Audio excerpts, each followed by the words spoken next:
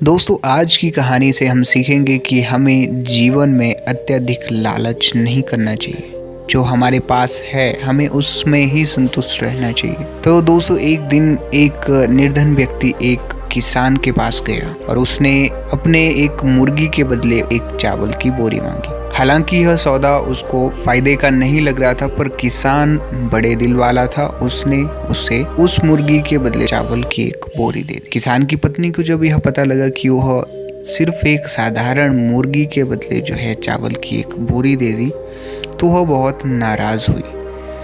पर किसान ने उसको समझा दिया और अगले दिन जैसे ही सुबह हुई, किसान की पत्नी उस मुर्गी के पास गई तो उसे एक सोने का अंडा मिला और वह बहुत खुश हुई। जादुई मुर्गी हर दिन सोने का अंडा देने लगी। कई सप्ताह तक ऐसा चलता रहा। जल्द ही वह किसान गांव का सबसे धनी व्यक्ति हो गया। सब इससे हैरान थे कि ऐसा कैसे हो गया। हालांकि किसान की जो पत्नी थी वह इससे संतुष्ट नहीं थी।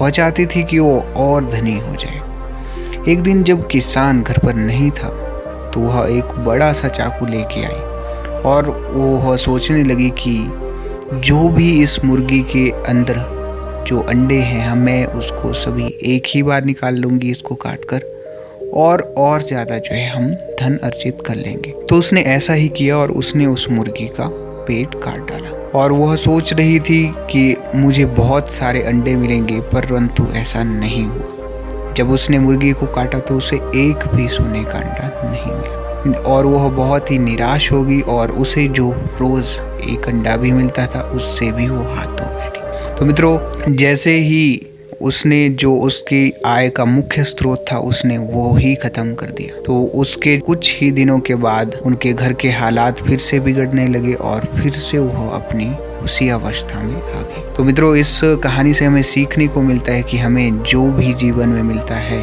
हमें उससे संतुष्ट रहना चाहिए, तभी हम इस जीवन का आनंद ले पाएंगे। तो ऐसी और कहानियाँ सुनने के लिए आप जो है हमें सब्सक्राइब कर सकते हो और पास में बने बेल आइकन को भी दबा लीजिएगा, तभी आने वाली वीडियो सबसे पहले आपको मिलेगी। तो मिलते हैं अगली वीडियो में जल्द ही नई कहानी के साथ। तब तक हमारे साथ आप बने रहिए। धन्यवाद।